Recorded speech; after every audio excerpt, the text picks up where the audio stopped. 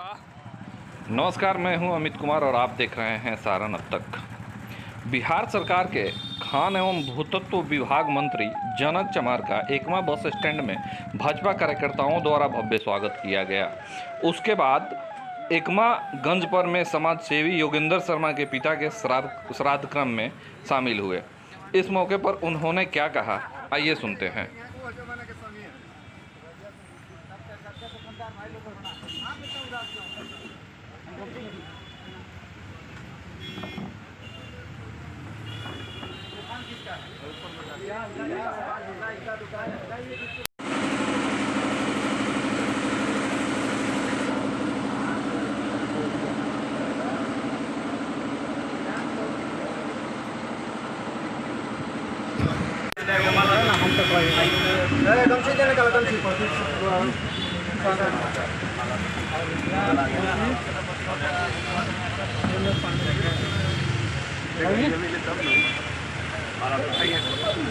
थोड़ा सा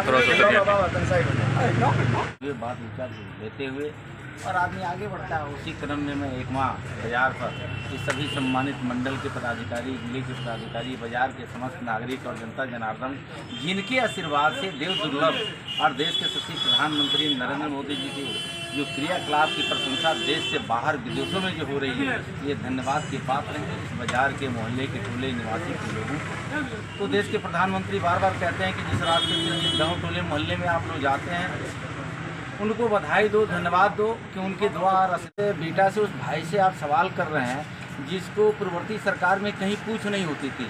मैं एक अनुसूचित जाति चमार वर्ग में जन्म लेने के बाद से पूर्ववर्ती सरकार में कुछ ऐसे वर्ग का, वैसे परिवार का लोगों को, आज पूर्ववर्ती सरकार में क्या था, बेटा, परिवार, भाईवाद, बाबा साहब अम्बेडकर जी ने वंशवाद को खत्म करके, जातवाद को खत्म करके ये तमाम समतामूलक समाज बनाने का संकल्प लिया था। लेकिन देखा गया जनता ने यही निर्णय दिया। तो मुझे लगा कि जिन लोगों ने बिहार को बढ़ते जनादेश को, बढ़ते ताकत और शक्ति को कलंकित करने का प्रयास कर रहे हैं, वो चीज मानसिकता झलक रहा है। यही बिहार था जो गोपालगंज से पटना जाने में 6 घंटा लगता था, हिम्मत काम नहीं करता था। आज 2.5 और 3 घंटे में मैं बैठता हूँ गोपालगंज से और पटना चला जाता हूँ।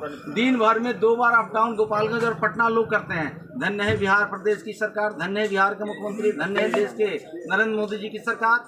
यही बिहार प्रदेश जो मोबाइल चार्ज करने के लिए एकमा बाजार में 15 किलोमीटर दूर से अपने घर के मोबाइल लोग लेके आते थे।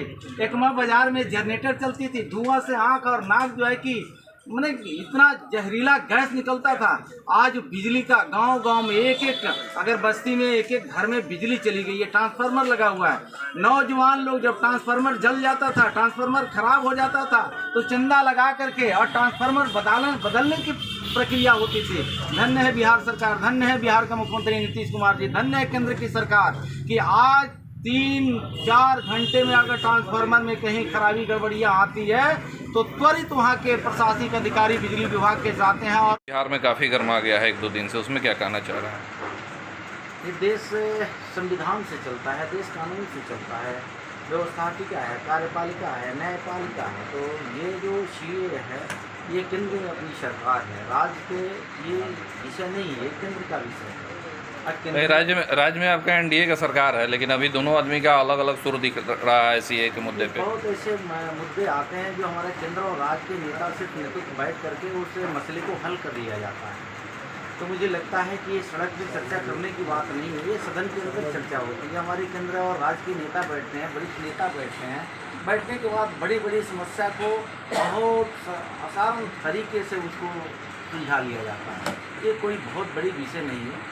और मुझे लगता है कि शक्तिशाली, ताकतवर सरकार जब राज्य के और देश के लोगों ने चुन करके नरेंद्र मोदी जी को बैठाया है, तो आपने देखा होगा भारत में तो डंका बजी रही है। भारत के देश के सच्चे प्रधानमंत्री नरेंद्र मोदी जी को जो भारत से बाहर जो अन्य देशों में जो शक्तिशाली देश था, वहाँ के नागरिक भी देश के प्रधानमंत्री को सम्मान के नज़रों से, तो हमारे प्रधानमंत्री को सम्मान बढ़ना, हम देश के एक तरफ 30 करोड़ जनता के सम्मान होता है, तो मुझे लगता है कि हमारा देश रोटी, कपड़ा, मकान, शिक्षा, सुरक्षा, सम्मान कैसे बढ़ेगा, उसकी चिंता जब नरेंद्र मोदी जी करते हैं। तो नरेंद्र मोदी जी देश की चुनी हुई सरकार के प्रधानमंत्री हैं। तो प्रधानमंत्री अगर ऐसे कानून को सदन के पटल पे ला करके और जनता के, जनादेश के सम्मान करते हैं, तो मुझे लगता है कि राज्य की सरकारें भी सम्मान